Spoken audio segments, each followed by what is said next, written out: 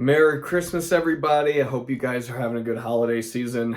I know that I am, man. Let me tell you, I used to work and work and work through most holidays just because of how busy it was where I used to work. And I'm happy to say that thanks to the overage business, I don't have to do that anymore. I can definitely take time off, which is great. I hope you're doing the same. Little R&R really helps you your mental health and everything else in the future. So don't work yourself to death. I guess that's the brief message there. Guys, today I want to talk about something that comes up quite a bit in questions that I get from students and so on and so forth. The question is, does it actually work to send mail, to try and contact prospective clients through the mail, basically in the form of letters or however else? This is a little bit more involved than you might think. I think that there's a right way to do it and a wrong way to do it. And let's jump to my conclusion right out the gate, which is yes, I think it does work. It's an old method, but it's a tried and true method. So I still recommend other methods before starting to send letters to people in the mail because I think other methods work better. But when you absolutely can't get a hold of somebody through phone or email, or those aren't always even the best way, but just in any of the traditional ways of getting a hold of clients, if it doesn't work, then yeah, I think sending mail is something you need to do. I have successfully gotten several clients because of letters that I sent them in the mail that usually had my business card, as well as a standard letter that I send to potential clients. These documents, so with the exception of the business card, within the course, I will give you guys some templates of letters to send people. They're very standard. They're not crazy special, I wouldn't say, but they work. I mean, these are the same ones I send out. And as I said, it captures people's attention, especially when you've got a little something extra in there, like a business card or some personalized way for them to contact you. If it's just a piece of paper, they may think that this is just some kind of thing that we send to everybody. Although again, I actually don't think so, because the way my letters are designed, they're pretty specific to that individual. So like an individual wouldn't read this letter and think, oh my gosh, they'd probably just do this to everyone on the block. It's like, no. This is a highly specified letter that is just about you. So with some specific details in it. So that's one of the reasons why I think it does work. This is assuming that it goes to the right house and assuming that they actually read it. Therein lies the rub. That's the real issue with letters. Kind of the same with leaving a voicemail on someone's phone. First of all, you don't know if it's their phone in all cases, because a lot of times it's a machine. Leave a message after the tone. And it's like, okay, I don't know if this is even the right person. But also, not everybody listens to their voicemails. So you don't know if that's going to happen. True story. I think I've actually told this once on this channel before, but I had a client that I left a voicemail on her phone, and I want to say it was like 6 months later she called me back because she just never listened to her voicemails. So when she went through and was clearing them out, she found mine and was like, oh my gosh, and gave me a call. And I was like, I didn't remember who she was. I didn't even remember leaving the voicemail. I mean, 'cause it was 6 months ago. I forgot all about it. So I had to type into my notes and figure out who she was. And I was like, oh, yes, there's money still waiting for you.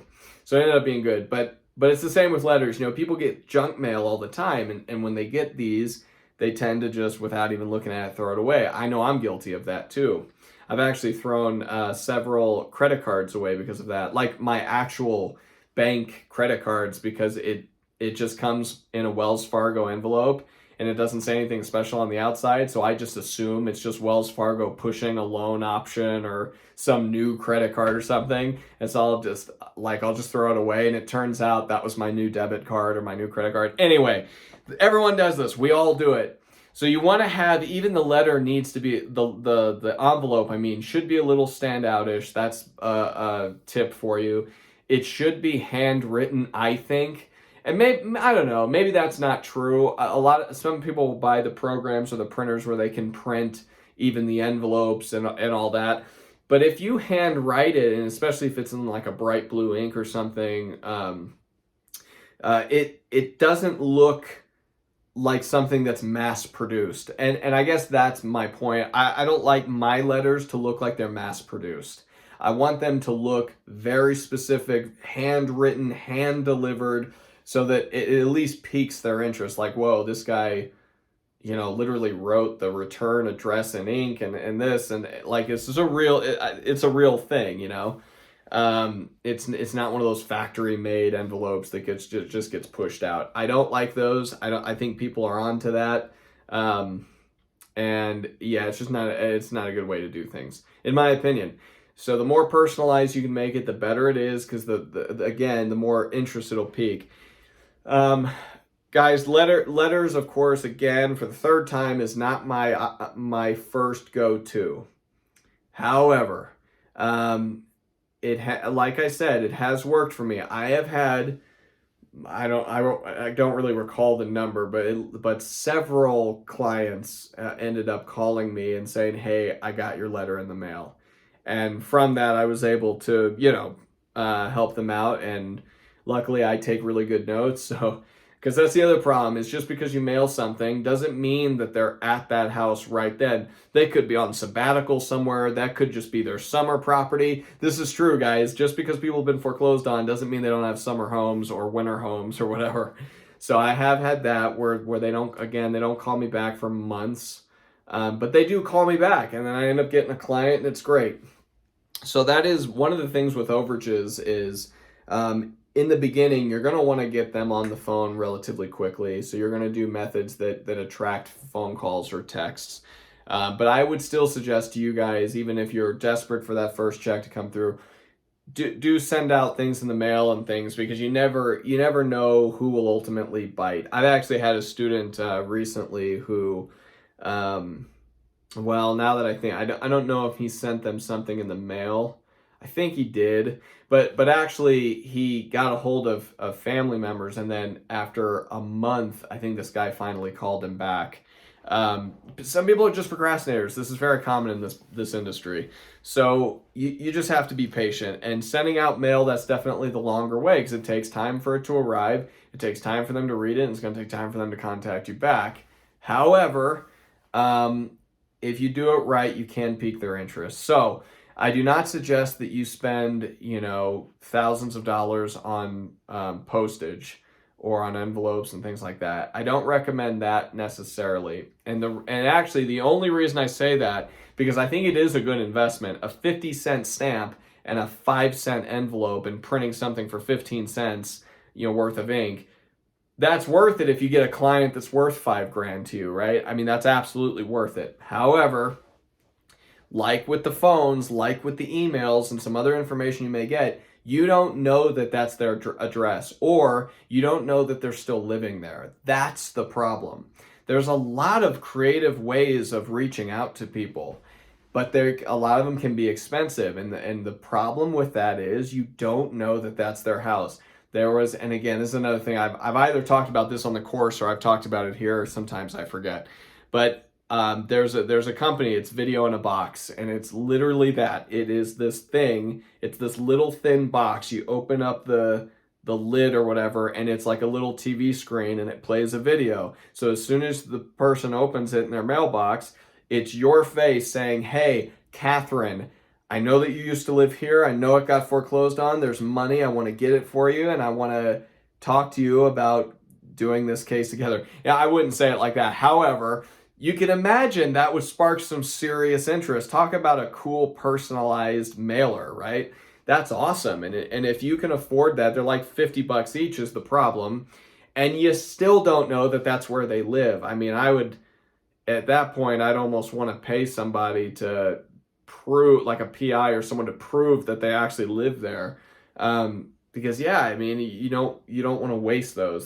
Those are not an item you want to waste.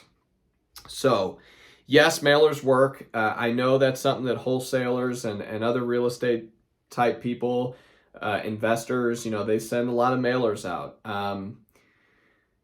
Yeah, I know that's kind of partly the turnoff, is that, well, you know, all these people do it and don't always get information back. But guys, if you've tried every other method and you've not gotten a hold of them, I would encourage you to send things out to them in the mail. It is cheap, relatively speaking, 50 cents to send a letter, you know, at least right now as of 2021 when I'm filming this. So it is worth doing if you're fairly, especially if you're confident that you have a good up-to-date list of their possible addresses, because then you send 5 letters to their last 5 possible addresses, and you get lucky on one. That is usually what I do. I don't want you guys to confuse me on something. This is my last point, and then I'll end this video. I do not send 500 mailers out a month, envelope. I don't send 500 letters a month. I don't do it. I don't send 500 letters a year, okay? I might send, and I'm trying to be realistic here, I might send 100 letters in an entire year at most, which should show you how I don't do that very often. But of those 100 letters, guys, I definitely get clients out of those. So it's not a waste. It just isn't my preferred method. And why would it be? It costs money. It costs far less money to contact people other ways. So, sorry this was a lot longer than I expected to be. It's already 11 minutes long, but that's the gist of it, guys. You need to use a solid letter. It needs to be written in a specific way, and it needs to be personalized in a specific way to capture attention. That's the advice giving you. I have these templates and some that I use when you get into my course, and those are the ones that I personally send out. So I think that's useful for you. All right, guys, that's it for today. Merry Christmas, happy holidays. Hope you guys are having a good time. All right, talk to you soon. Bye.